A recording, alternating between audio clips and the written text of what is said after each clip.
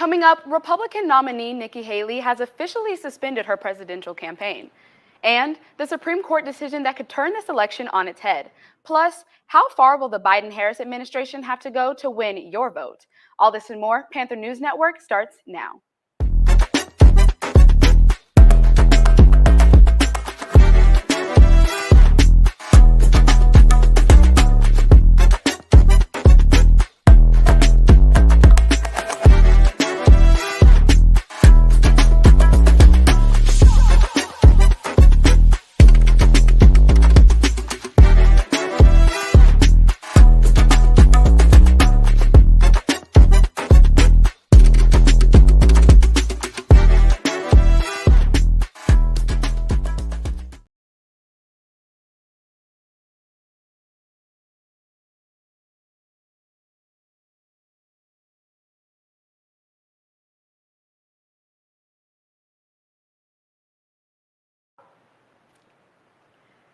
Good evening.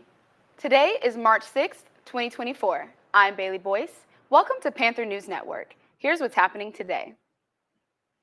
In New York this morning, trailing Republican nominee Nikki Haley has officially suspended her presidential campaign after being soundly defeated across the country on Super Tuesday, leaving Donald Trump as the last remaining major candidate in the 2024 Republican nomination.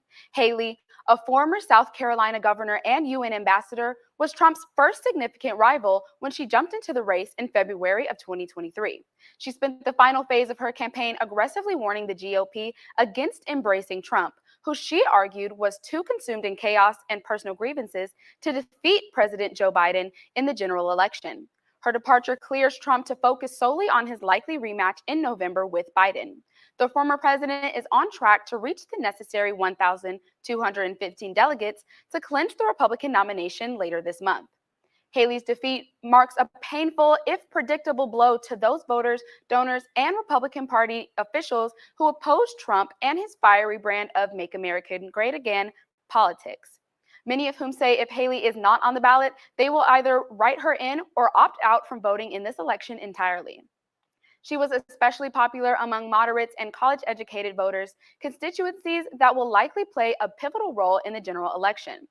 In Haley's departure speech in Charleston, South Carolina, she did not endorse the former president. Instead, she challenged him to win the support of the moderate Republicans and independent voters who supported her.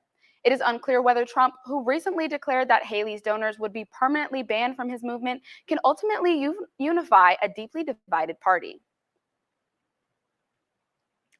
In major election news, the U.S. Supreme Court has unanimously decided to reject Colorado's efforts to disqualify Donald Trump from appearing on the state's primary election ballot, reversing Colorado's High Court, which ruled under Section 3 of the 14th Amendment, a largely untested clause of the Constitution passed after the Civil War, disqualifying those who engage in insurrection from holding public office again, that Mr. Trump cannot run for president due to his involvement in the January 6th insurrection on the Capitol.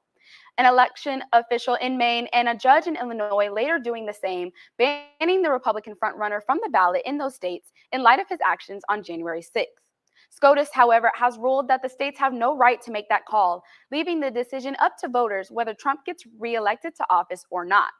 The justices today saying that the patchwork of different rulings across the country cannot stand, finding responsibility for enforcing Section 3 against federal office holders and candidates resides with Congress and not the states. However, at the same time, the three liberal judges accusing their conservative colleagues of going too far by ruling Congress must enact new legislation in order to ban a presidential candidate. The court didn't address the question of what happened on January 6th or Mr. Trump's actions, which was a fundamental purpose behind these moves to kick him off the ballot. But that will still come up when they decide if Mr. Trump should be immune from prosecution in the special counsel January 6th case, which the court will hear next month. This big Supreme Court victory for President Trump came just hours before Super Tuesday yesterday, when voters cast their primary ballots in 16 states and a territory. Trump insisting legal efforts against him are giving him a significant boost in the polls. Back closer to home, the suspect connected to the deadly shooting in Fort Worth has turned himself into authorities. 29-year-old Karlov Palmer surrendered to Fort Worth police after the department announced on Monday that they knew who they were looking for in connection to the shooting. The shooting took place just outside a virtual reality business in Fort Worth's busy West 7th Entertainment District on Saturday night just after 10 p.m. According to authorities, two men got into an argument outside Sandbox VR. Police say the fight ended when Palmer pulled out a gun and shot and killed 29-year-old Bryson Rogers. About 5 shots were fired, sending the area of the busy nightlife district into turmoil. People on sidewalks rushed into nearby businesses, while people in those buildings took cover or ran for back exits. Police were on the scene within a minute. Customers and employees in businesses were told by police to stay indoors and away from windows and were allowed to leave around 11 p.m. Paramedics were also quick to arrive. Fort Worth police credited the homicide unit for its quick work in identifying Palmer as the shooter and issuing a warrant for his arrest. Palmer is in Tarrant County Jail, currently being charged with murder in the shooting death of Bryson Rogers. Police have not yet released a copy of the arrest warrant affidavit. We'll be right back after this commercial break with a news story from Journey Strode.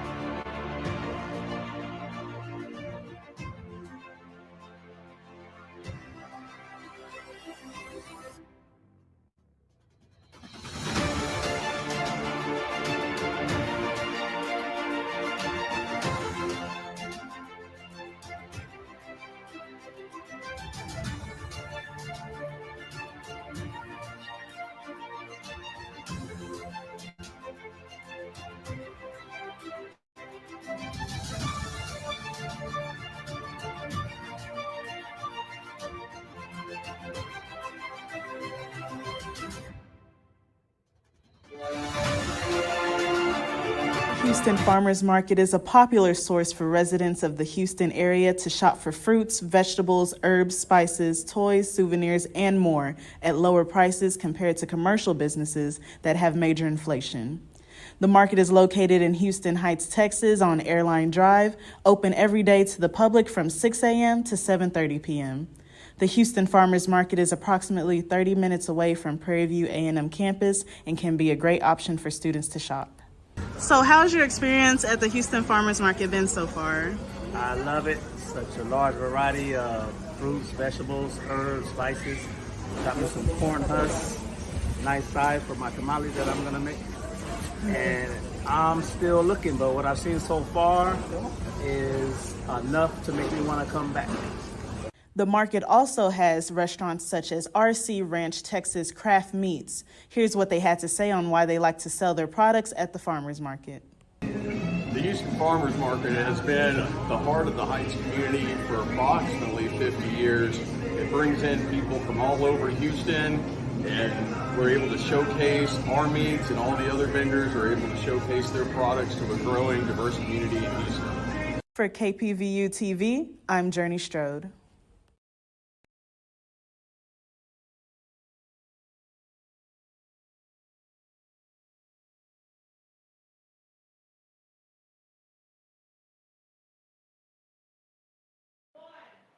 Welcome back.